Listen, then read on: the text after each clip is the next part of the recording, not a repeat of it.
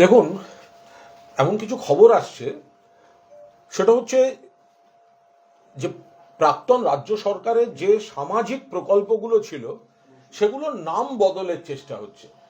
আমরা এর তীব্র নিন্দা করছি। কন্যাশ্রীকে কন্যারত্ন, এবার শোনা যাচ্ছে সবুজ সাথী, তার নাকি নাম বদলের চেষ্টা হচ্ছে, সারথী হতে পারে। এই ধরনের একের পর এক কর্মসূচি, সেগুলির নাম বদলের চেষ্টা হচ্ছে। দেখুন, মমতা বন্দ্যোপাধ্যায় মুখ্যমন্ত্রী থাকাকালীন সমাজের বিভিন্ন অংশের মানুষের জন্য যে ভাতা, আজকে কিন্তু প্রমাণিত যে সেগুলিকে মান্যতা দিতে বাধ্য হচ্ছে আজকের সরকার, অন্য রাজ্যের সরকার, এমনকি আন্তর্জাতিক ক্ষেত্রেও কন্যাশ্রী বা এই ধরনের একের পর এক স্কিম কিন্তু প্রশংসা পেয়েছে, মান্যতা পেয়েছে। ধরুন কন্যাশ্রী, এটা মমতা বন্দ্যোপাধ্যায়ের মস্তিষ্ক প্রসূত। তা এত ছাত্রী তার উপকার পেল। কন্যাশ্রীর বিভিন্ন স্ল্যাব আছে, রূপশ্রী, তারপরে আরো আরো রূপান্তরিত হয়েছে সেগুলো। তো এখন হঠাৎ যদি সেটা কন্যারত্ন বলা হয়, তাতে কি মমতা বন্দ্যোপাধ্যায়ের নাম, কৃতিত্ব এবং কন্যাশ্রী এটা মানুষের মন থেকে মুছে ফেলা যাবে? সবুজ সাথী, সাইকেল, কেন ভেবেছিলেন যে গ্রামে, গ্রামাঞ্চলে, এত দূরে প্রথমে বালিকাদের কথা এবং তারপর বাকিদের, যে যারা যাচ্ছে কত রাস্তা পেরিয়ে হাঁটতে হাঁটতে সব স্কুল যায়, সেই জন্য তাদের সাইকেল। গ্রামে স্কুলের সময় এগুলো দেখার মতো বিষয় ছিল, দলে দলে ছাত্রছাত্রীরা যাচ্ছে। এমনকি তাদের বাবারা, মায়েরা যখন অন্য দলের রাজনৈতিক মিছিল করতেন তৃণমূলের বিরুদ্ধে, তখনও দেখা যেত কন্যাশ্রী সাইকেল নিয়ে করছেন। মমতা বন্দ্যোপাধ্যায়ের অবদান, এই কন্যাশ্রী বা সবুজ সাথী সাইকেল নিয়ে করছেন। তো সাইকেল নিয়ে যে এইগুলো করছেন, আমাদের বক্তব্য মমতা বন্দ্যোপাধ্যায়ের যে স্কিমগুলি জন্মের আগে থেকে মৃত্যুর পর পর্যন্ত যে স্কিমগুলি, তো সেগুলিকে তো আজকে আর এই কথাগুলো বলা যাচ্ছে না যে ভাতা, ভিক্ষা। এখন তো সব সরকারকেই এটা একটা মডেল, এটা প্রান্তিক মানুষ, সাধারণ মানুষের পাশে দাঁড়ানোর রাষ্ট্রের কর্তব্যের মতো এটা একটা মডেল। তাহলে নাম পরিবর্তন, বিজেপি এর আগে কেন্দ্রে আসার পর রাস্তার নাম পরিবর্তন, স্টেশনের নাম পরিবর্তন, সরকারি কাজের নাম পরিবর্তন দেখিয়েছে, তো রাজ্যেও এটা হচ্ছে। তাহলে মমতা বন্দ্যোপাধ্যায়ের স্কিমগুলো তার মানে ভালো ছিল, মানুষ উপকার পেয়েছেন, এবং তার নাম বদলে, অর্থাৎ নতুন সরকারের আর নতুন কিছু করার নেই, তারা শুধু নামটা বদলাচ্ছেন, কারণ আসল কাজটা তো মমতা ব্যানার্জি করে দিয়ে গেছেন। এক্ষেত্রে আমি আর একটি বিশেষভাবে একটি স্কিমের কথা বলবো, সেটা হচ্ছে স্বাস্থ্য সাথী। বারবার বিজেপি নেতারা বলেছিলেন যে স্বাস্থ্য সাথী নয়, আয়ুষ্মান ভারত চালু করতে হবে। দিল্লির নেতারা ডেলি প্যাসেঞ্জারি করার সময় বলেছেন আয়ুষ্মান ভারত। আমরা বারবার বলেছি স্বাস্থ্য সাথী সবাই পাচ্ছেন, আয়ুষ্মান ভারত সবাই পাবেন না, ক্রাইটেরিয়া আছে।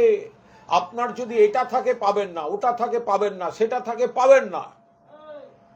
তো এখন তাহলে এই যে আয়ুষ্মান ভারত, এখন দেখা যাচ্ছে কি, এখন সরকার বলছেন আয়ুষ্মান ভারত যারা পাবেন না তাদের জন্য মুখ্যমন্ত্রী ত্রাণ তহবিল থেকে 5 লাখ টাকা পর্যন্ত সাহায্য। আমরা বলেছিলাম এটা হতে পারে না, মুখ্যমন্ত্রী ত্রাণ তহবিল থেকে হতে পারে না, আপনারা যতই বিধানসভায় লিখিতভাবে দিন।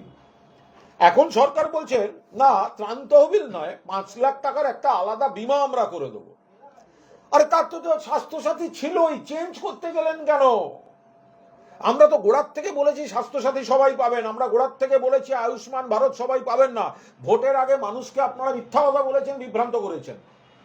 আজকে বলছেন আয়ুষ্মান ভারত সবাই পাবে না, তার জন্য আমরা 5 লক্ষ টাকা রাজ্য সরকার একটা আলাদা বীমা করছে। আরে সেটা তো স্বাস্থ্যসাথী ছিল এই 5 লক্ষ টাকা পর্যন্ত, মমতা বন্দ্যোপাধ্যায় তো করে দিয়েছিলেন, তাহলে করার দরকার কি ছিল?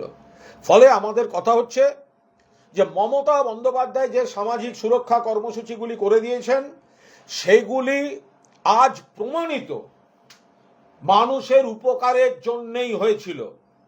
নতুন সরকার সেগুলিতে হাত দিতে গিয়ে, স্বাস্থ্যসাথী বলুন, লক্ষ্মীর ভাণ্ডার বলুন, সেগুলিতে হাত দিতে গিয়ে যারা উপকার পাচ্ছিলেন তার সংখ্যা কমে গেছে, বিভ্রান্তি তৈরি হয়েছে, মানুষ বিড়ম্বনায় পড়ছেন।